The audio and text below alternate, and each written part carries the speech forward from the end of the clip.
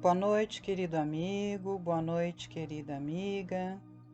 Aqui é a sua amiga Anita Castro. Este é o nosso canal Universo da Mulher, onde todos são sempre muito bem-vindos, e nós estamos começando mais um Evangelho no Lar.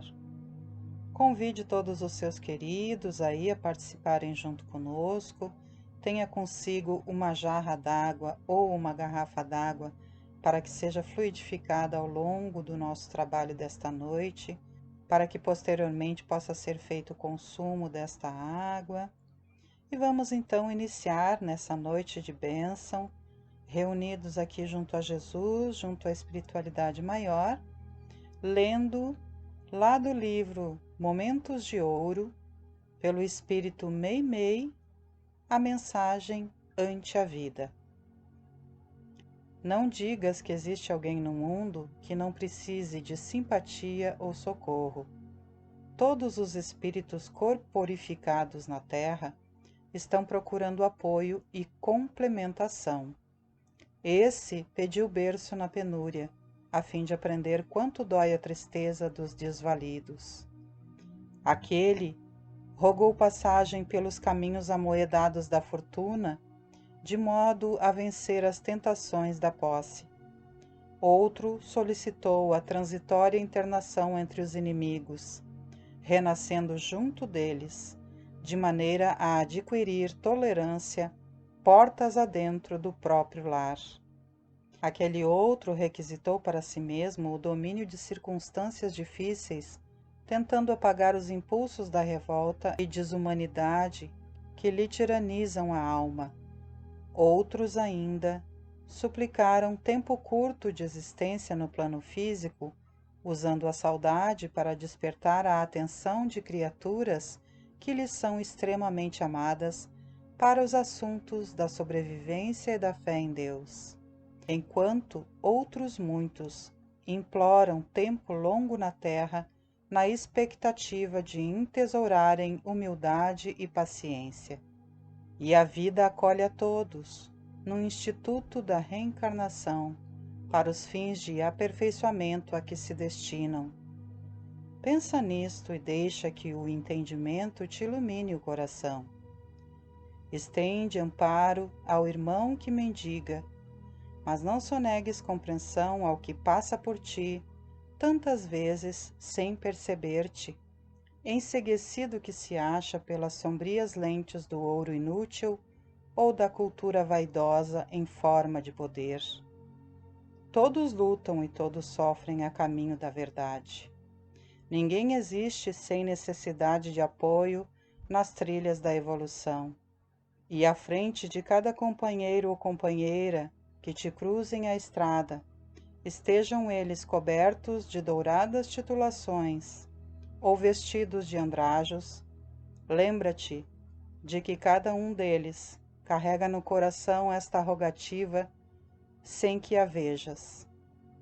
Compadece-te de mim.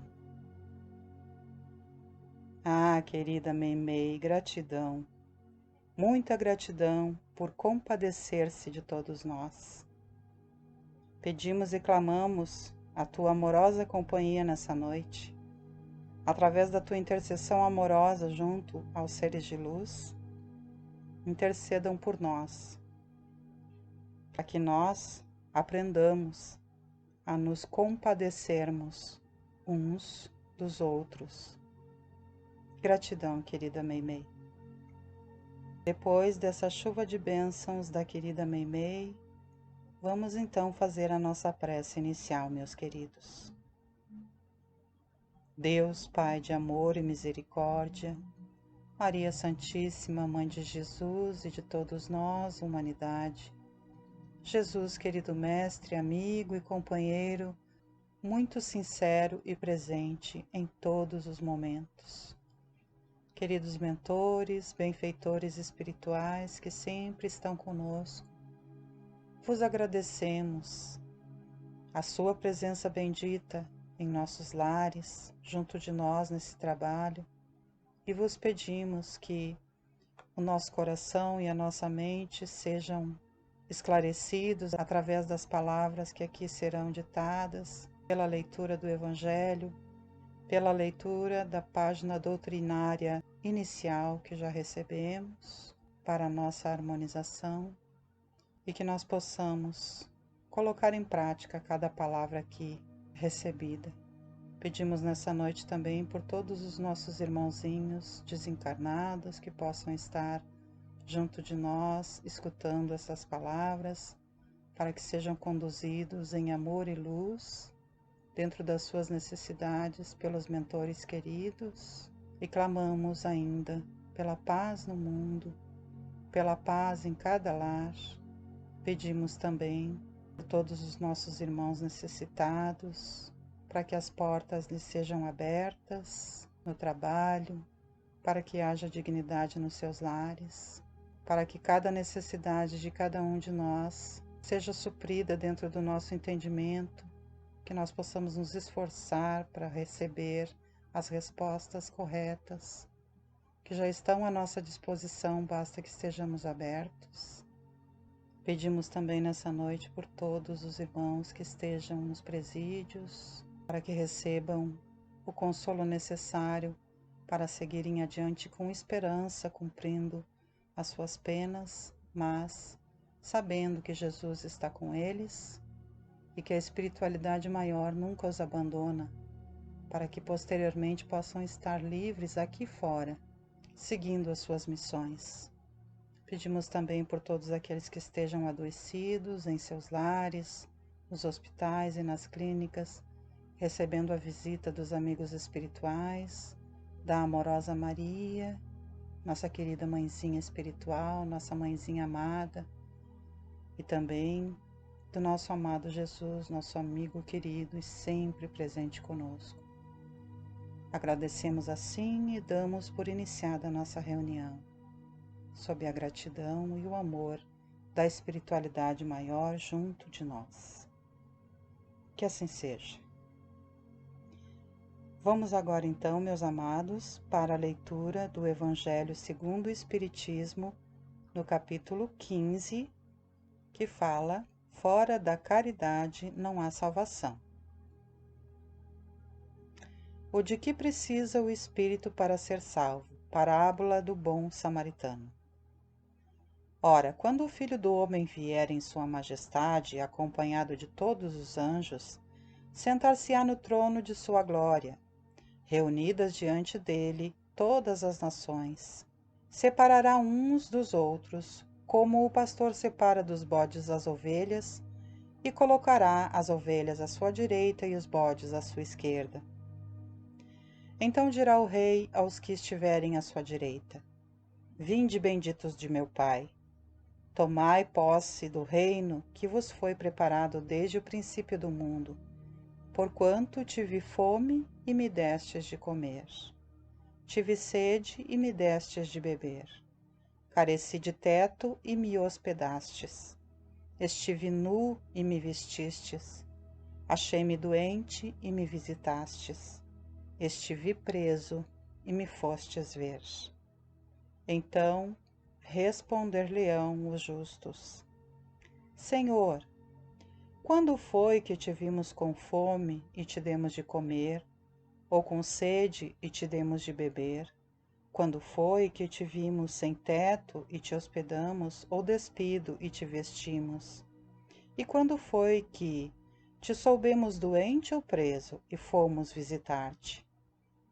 O rei lhes responderá: Em verdade vos digo, todas as vezes que isso fizestes a um destes mais pequeninos dos meus irmãos, foi a mim mesmo que o fizestes. Dirá em seguida aos que estiverem à sua esquerda: Afastai-vos de mim, malditos. Ide para o fogo eterno, que foi preparado para o diabo e seus anjos. Porquanto tive fome e não me destes de comer, tive sede e não me destes de beber, precisei de teto e não me agasalhastes, estive sem roupa e não me vestistes, estive doente e no cárcere e não me visitastes. Também eles replicarão: Senhor, quando foi que te vimos com fome e não te demos de comer, com sede e não te demos de beber, sem teto ou sem roupa, doente ou preso, e não te assistimos? Ele então lhes responderá: em verdade vos digo, todas as vezes que faltastes com a assistência a um destes mais pequenos, deixastes de tê-la para comigo mesmo. E esses irão para o suplício eterno, e os justos para a vida eterna. Mateus 25, 31 a 46. Então, levantando-se, disse-lhe um doutor da lei para o tentar: Mestre, que preciso fazer para possuir a vida eterna? Respondeu-lhe Jesus: que é o que está escrito na lei? Que é o que lês nela?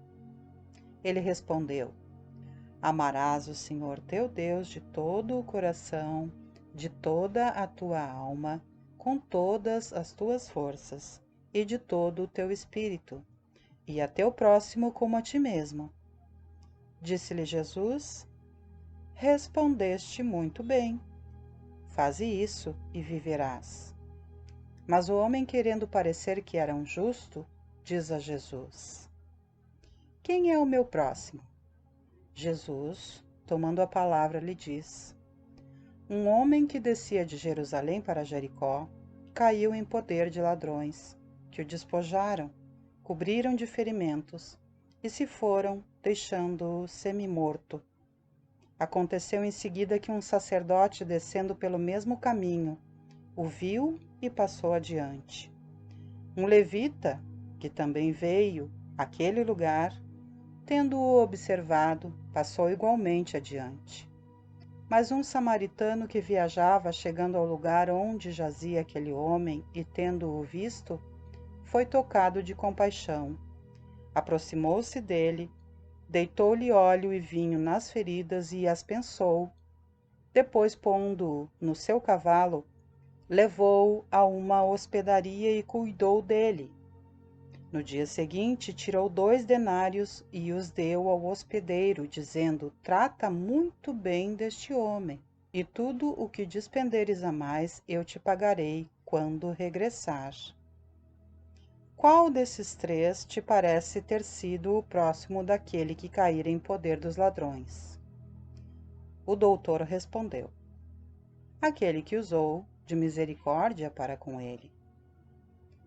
Então vai, diz Jesus, e faze o mesmo. Lucas capítulo 10, versículos do 25 ao 37. Toda a moral de Jesus se resume na caridade e na humildade, isto é, nas 2 virtudes contrárias ao egoísmo e ao orgulho. Em todos os seus ensinos ele aponta essas 2 virtudes como as que conduzem à eterna felicidade.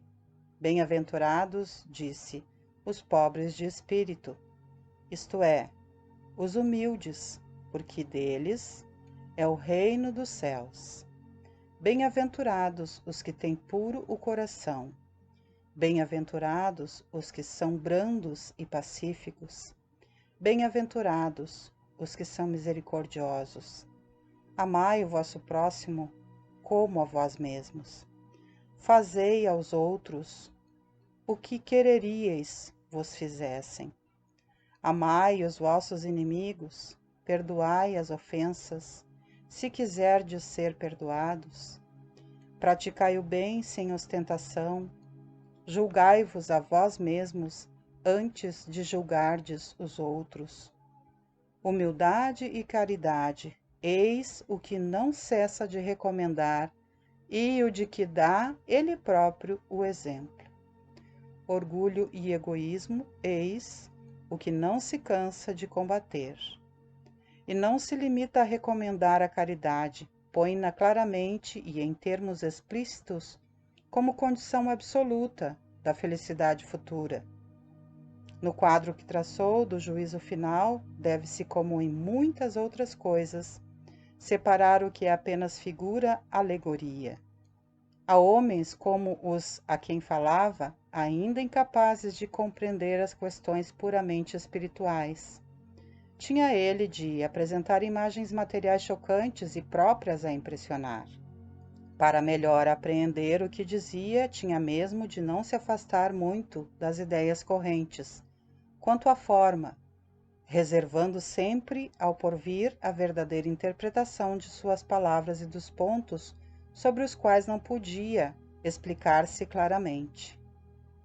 Ao lado da parte acessória ou figurada do quadro, há uma ideia dominante, a da felicidade reservada ao justo e da infelicidade que espera o mal. Naquele julgamento supremo, quais os considerandos da sentença? Sobre que se baseia o líbelo? Pergunta porventura o juiz se o inquirido preencheu tal ou qual formalidade, se observou mais ou menos tal ou qual prática exterior? Não. Inquire tão somente de uma coisa: se a caridade foi praticada, e se pronuncia assim: passai à direita, vós que assististes os vossos irmãos. Passai à esquerda, vós que fostes duros para com eles. Informa-se, por acaso, da ortodoxia da fé? Faz qualquer distinção entre o que crê de um modo e o que crê de outro? Não, pois Jesus coloca o samaritano considerado herético, mas que pratica o amor do próximo acima do ortodoxo, que falta com a caridade. Não considera, portanto, a caridade apenas como uma das condições para a salvação, mas como a condição única. Se outras houvesse a serem preenchidas, ele as teria declinado. Desde que coloca a caridade em primeiro lugar, é que ela implicitamente abrange todas as outras. A humildade, a brandura, a benevolência, a indulgência, a justiça e etc. E porque é a negação absoluta do orgulho e do egoísmo. O mandamento maior. Mas os fariseus, tendo sabido que ele tapara a boca aos saduceus, se reuniram e um deles, que era doutor da lei, foi propor-lhe esta questão para o tentar. Mestre, qual é o grande mandamento da lei? Jesus respondeu: amarás o Senhor teu Deus de todo o teu coração, de toda a tua alma, de todo o teu espírito. Esse o maior e o primeiro mandamento. E aqui está o segundo, que é semelhante ao primeiro: amarás o teu próximo como a ti mesmo. Toda a lei e os profetas se acham contidos nesses dois mandamentos. Mateus, capítulo 22, versículos 34 a 40. Caridade e humildade, tal a senda única da salvação. Egoísmo e orgulho, tal a da perdição. Este princípio se acha formulado nos seguintes precisos termos: amarás a Deus de toda a tua alma e a teu próximo como a ti mesmo. Toda a lei e os profetas se acham contidos nesses dois mandamentos. E para que não haja equívoco sobre a interpretação do amor de Deus e do próximo, acrescenta: e aqui está o segundo mandamento, que é semelhante ao primeiro, isto é, que não se pode verdadeiramente amar a Deus sem amar o próximo, nem amar o próximo sem amar a Deus. Logo, tudo que se faça contra o próximo, o mesmo é que fazê-lo contra Deus. Não podendo amar a Deus sem praticar a caridade para com o próximo, todos os deveres do homem se resumem nesta máxima: fora da caridade não há salvação. Instruções dos Espíritos. Fora da caridade não há salvação. Meus filhos, na máxima fora da caridade não há salvação estão encerrados os destinos dos homens, na terra e no céu. Na terra, porque à sombra desse estandarte eles viverão em paz. No céu, porque os que a houverem praticado acharão graças diante do Senhor. Essa divisa é o facho celeste, a luminosa coluna que guia o homem no deserto da vida, encaminhando-o para a terra da promissão. Ela brilha no céu como auréola santa na fronte dos eleitos, e na terra se acha gravada no coração daqueles a quem Jesus dirá: Passai à direita, benditos de meu Pai. Reconhecê-los-eis pelo perfume da caridade que espalham em torno de si. Nada exprime com mais exatidão o pensamento de Jesus. Nada resume tão bem os deveres do homem como essa máxima de ordem divina. Não poderia o Espiritismo provar melhor a sua origem do que apresentando-a como regra. Por isso que é um reflexo do mais puro cristianismo. Levando-a por guia, nunca o homem se transviará. Dedicai-vos assim, meus amigos, a prescrutar-lhe o sentido profundo e as consequências, e descobrir-lhe por vós mesmos todas as aplicações. Submetei todas as vossas ações ao governo da caridade e a consciência vos responderá. Não só ela evitará que pratiqueis o mal, como também fará que pratiqueis o bem. Porquanto uma virtude negativa não basta, é necessária uma virtude ativa. Para fazer-se o bem, mister sempre se torna a ação da vontade. Para se não praticar o mal, basta, as mais das vezes, a inércia e a despreocupação. Meus amigos, agradecei a Deus o haver permitido que pudesseis gozar a luz do Espiritismo. Não é que somente os que a possuem hajam de ser salvos, é que, ajudando-vos a compreender os ensinos do Cristo, ela vos faz melhores cristãos. Esforçai-vos, pois, para que os vossos irmãos, observando-vos, sejam induzidos a reconhecer que verdadeiro espírita e verdadeiro cristão são uma só e a mesma coisa, dado que todos quantos praticam a caridade são discípulos de Jesus, sem embargo da seita a que pertençam. Paulo, o Apóstolo, Paris, 1860. É sempre uma bênção nós recebermos a palavra maravilhosa que provém aqui das passagens do Evangelho, não é mesmo, meus queridos?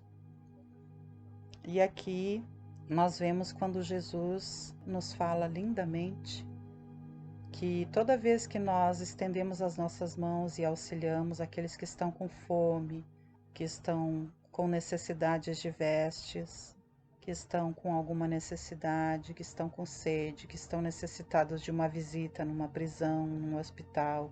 E toda vez que nós fazemos a um desses nossos irmãos a caridade amorosa, sem interesse, nós estamos fazendo a Jesus. E que quando nós nos negamos a estender as nossas mãos e auxiliar aqueles que têm as suas necessidades expostas diante dos nossos olhos e que nós podemos auxiliar, quando nos negamos, então, nós estamos negando a abençoar a Jesus. E então ele usa das palavras que eram utilizadas naquela época para a conscientização do povo, dizendo: Vinde, benditos do meu Pai, para passardes ao céu e à vida eterna, e vão-se de mim os malditos para o inferno, que foi preparado para o diabo e seus anjos caídos. Aqui ele não está dizendo que existe de verdade, de fato, o inferno. Porque o inferno, segundo o Espiritismo e todos os estudos que são expostos, ele existe sim, é na nossa mente, no nosso coração. Conforme nós vivemos é que nós vamos criar o inferno, ou aquilo que nós pensamos, agimos, sentimos, é que nós vamos criar o inferno. Ou, ao contrário, com bons pensamentos, sentimentos e atitudes, criamos o paraíso já na Terra. Então, todos os livros, tanto de romances quanto os da base espírita, nos ensinam que tudo propõe-se através das nossas atitudes, pensamentos e sentimentos. Então, quando nós criamos o panorama de paraíso, nós estamos criando através de nós mesmos, bem como o panorama do inferno. Então Jesus utilizava-se das palavras daquele momento, não é mesmo?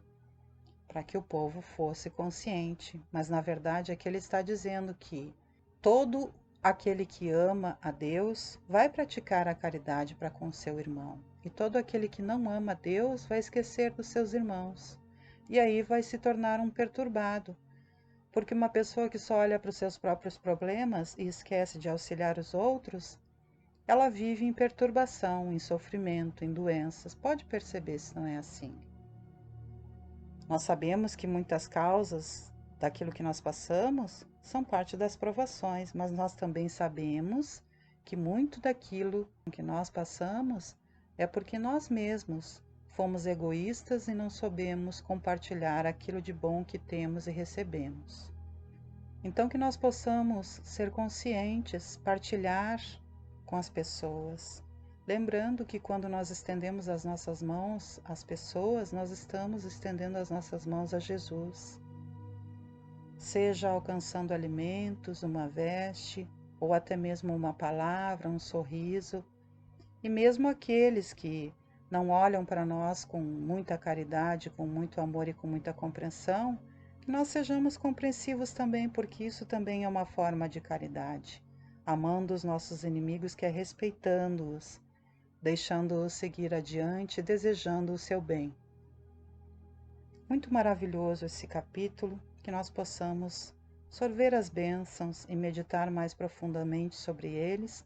E se você tem o Evangelho segundo o Espiritismo em casa, leia todo esse capítulo com bastante calma, para que você possa receber as bênçãos na sua plenitude. Sendo assim, meus queridos, vamos concluindo aqui os nossos trabalhos dessa noite, fazendo a nossa prece final.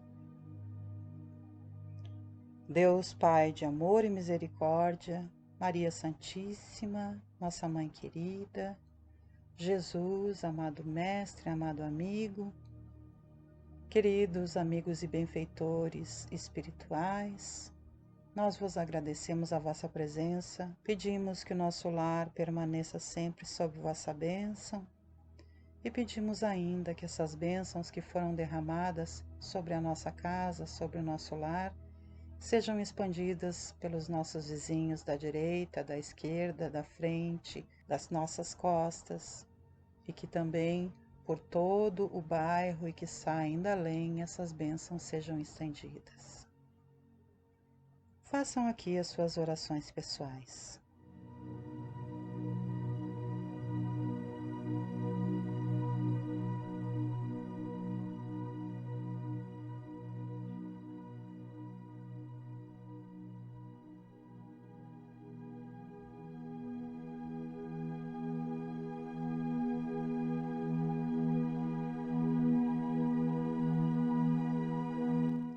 Assim sendo, com os nossos corações gratos, nesta noite damos por encerrado o nosso Evangelho no Lar. Que assim seja. Podem agora beber um pouco da água que foi fluidificada, meus queridos, guardando o restante em geladeira para o posterior consumo durante a semana. Agradeço a todos pela companhia aqui junto de mim, no nosso trabalho do Evangelho no Lar. Convido-os para que na próxima quarta-feira, às 21 horas, estejamos novamente reunidos. E desejo que a espiritualidade maior, que Maria Santíssima, que Deus Pai Todo-Poderoso e Jesus, nosso querido amigo, continue sempre nos conduzindo. Boa noite, queridos. Muita paz, muita harmonia e muita graça sobre a vida de todos nós. Que assim seja.